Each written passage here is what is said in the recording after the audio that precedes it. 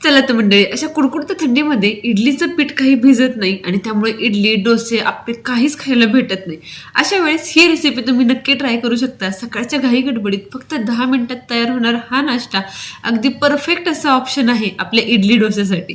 आज आपण बनवणार आहोत रवा बेसन डोसा. अतिशय सोपा आहे बनवायला आणि अतिशय कमी वेळेत होतो. यासाठी 1 कप दहीमध्ये 2 कप बेसन पीठ घालायचे. इथे मी छोट्या कपनी मेजरमेंटनी दही घेतलं होतं आणि मोठ्या कपनी बेसन पीठ घेतले. जेवढं बेसन पीठ घेतले तेवढाच आपण रवा घेणार आहोत. त्यामुळे रवा आणि बेसन पीठ या दोन्हीची क्वांटिटी सेम ठेवायची आहे. दह्यामध्ये बेसन पीठ घालायचं, छान फेटून घ्यायचं. नंतर थोडं थोडं पाणी घाला. एकदम जास्तीचं पाणी घालू नका, कारण बेसनाची एकही गुठळी राहता कामा नये याची मात्र काळजी घ्या. बेसन छानपैकी मिक्स करून घेतले आणि त्यानंतर यामध्ये आपण रवा घालणार आहोत. रवा घातल्यानंतर खूप जास्त मिक्स करायचं नाही. ही सगळ्यात महत्त्वाची टिप आहे या रेसिपीमधली, जेणेकरून रवा डोसा आपला छान क्रिस्पी कुरकुरीत व्हायला मदत होते. तुम्ही जर खूप जास्त रवा या ठिकाणी बीट केला ना, तर रवा अगदी मऊसूद होऊन जातो. रवा हलकासा मिक्स करून घ्यायचा आणि 10 मिनिटासाठी हे बॅटर भिजायला बाजूला ठेवायचं. बॅटर भिजेपर्यंत लगेच आपण यासाठी खमंग अशी चटणी करून घेणार आहोत. चटणीसाठी छानपैकी शेंगदाणे भाजून घ्यायचे. शेंगदाणे सुरुवातीला 2 मिनिटं भाजून घ्यायचे आणि त्यानंतर यामध्ये 2 चमचे तेल घालायचं. आता तेलावरती छान खमंग कुरकुरीत होईपर्यंत शेंगदाणे भाजले गेले पाहिजेत. ही चटणी ना तुम्ही आप्पे, इडली, डोसा कशाही सोबत सर्व करू शकता. खायला इतकी चविष्ट लागते की काही विचारायलाच नको. यासाठी ओल्या खोबऱ्याची सुद्धा गरज नाही. सुके खोबरे 10 ते 12 तुकडे छानपैकी कट करून घ्या आणि ते या शेंगदाण्यामध्ये घालून तेही यामध्ये रोस्ट करून घ्या. त्याचबरोबर आल्याचे 3-4 तुकडे घालायचे. 1 हिरवी मिरची मी तोडून घातली आहे. त्याचबरोबर कोथिंबीर घालून घ्यायची. आता हिरवी मिरची तुम्ही तुमच्या तिखटाच्या प्रमाणानुसार कमी जास्त करू शकता. आणि मी मुलीसाठी आवर्जून टिफिनला देणार होते, त्यामुळं कमी तिखट केली. चला, सगळ्या गोष्टी छानपैकी भाजल्या गेल्यात. आता मिक्सरमध्ये हे सगळ्या गोष्टी घालून घ्यायच्या आणि बारीक अशा वाटून घ्यायच्या. कोथिंबीरही आपण यामध्येच घातली, कारण कोथिंबीर छानपैकी तेलामध्ये भाजली जाते आणि कोथिंबीरीमुळे ना रंग खूप छान येतो. त्यामुळे आवर्जून जरा जास्तीची घाला. त्याचबरोबर 1 चमचे जिरे घालून घ्यायचे मिक्सरमध्ये आणि अगदी बारीक असं हे वाटून घ्यायचे. आता सुरुवातीला पाणी न घालता वाटायचे. त्यानंतर चवीप्रमाणे मीठ घालायचं आणि आता पाणी घालून छानपैकी याची स्मूथ अशी पेस्ट करून घ्यायची.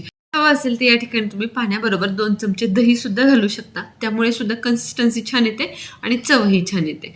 चला, सगळं वाटण छानपैकी मी करून घेतले. मी शक्यतो शेंगदाणा चटणीमध्ये दही जास्त वापरत नाही. ज्यावेळेला खोबऱ्याची चटणी करते ना, त्यावेळेला मी आवर्जून दही वापरते. चला, चटणी छान तयार झाली. आता ही बाजूला ठेवते आणि आता वळूयात आपल्या बॅटरकडे. बॅटरमध्ये आपलं मीठ आपण सुरुवातीला घातलं नव्हतं. रवा छानपैकी भिजला गेलाय. चवीप्रमाणे मीठ घालून घ्यायचं आणि मिश्रण छानपैकी मिक्स करून घ्यायचं. कन्सिस्टन्सी तुम्ही बघू शकताय, थोडीशी घट्ट आहे. डोश्यासाठी थोडीशी पातळ कन्सिस्टन्सी हवी आहे, म्हणून या ठिकाणी पाणी घालून घ्यायचं. साधारण 1 अर्ध फुलपत्र पाणी घालून घेतले आणि बॅटर छान सरसरीत असं तयार करून घ्यायचं.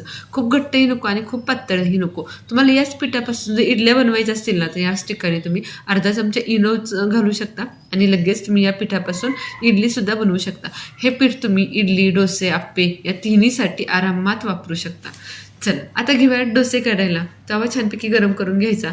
तेल घालायचं. तेल घातल्यानंतर आवर्जून टिश्यू पेपरने एकसारखं कसं तेल डोसा बनवताना तवा खूप जास्त गरमही नको आणि खूप जास्त थंडही नको. मीडियम गरम तव्यावरती हे बॅटर घालायचं आणि त्यानंतर एकसारखं असं पसरून घ्यायचं. आपण नेहमीच्या डोश्यासाठी जसं तवा सीझन करून घेतो ना, अगदी त्याचप्रमाणे सीझन करून घ्यायचा. मध्ये बॅटर घालायचं आणि पळीच्या साह्याने हलकं प्रेशर देऊन एकसारखा असा डोसा पसरून घ्यायचा. डोसा जेवढा तुम्हाला पातळ हवाय तेवढा तुम्ही पसरवून घेऊ शकता.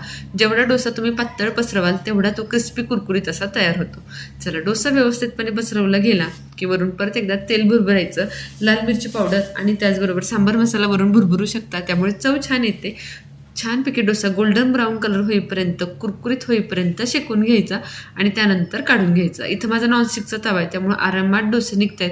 तुमचा जरी साधा ॲल्युमिनियमचा तवा असेल ना, तरी तो व्यवस्थित सीझन करून घ्या आणि अगदी मीडियम फ्लेमवरती गरम करा. त्यानंतर डोस्याचं बॅटर घाला आणि छानपैकी डोसा भाजून घ्या. चला, सुंदर असे मी सगळे डोसे करून घेतलेत. याबरोबर ही आपली केलेली चटणी सुद्धा सर्व करून घेतली आहे. खाण्यासाठी डाळ तांदूळ भिजवायची कटकट नाही आणि ते आंबवायचं सुद्धा टेन्शन नाही. जेव्हा वाटेल तेव्हा तुम्ही हा डोसा आरामात बनवून खाऊ शकता. सकाळच्या नाश्त्यासाठी तर अगदी परफेक्ट असा ऑप्शन आहे. पोहे उपमा व्हायला जेवढा वेळ लागेल ना, अगदी तेवढ्याच वेळात हा डोसा तुमचा तयार होतो. चला, कशी वाटली आजची रेसिपी मला कमेंट सेक्शनमध्ये नक्की सांगा. तुम्ही सुद्धा तुमच्या नाश्त्याला हा डोसा एकदा नक्की ट्राय करून बघा. रेसिपी आवडली असेल तर लाईक करा, बनवायची असेल तर सेव्ह करा, कोणाकडून बनवून घ्यायची असेल तर शेअर करा. धन्यवाद.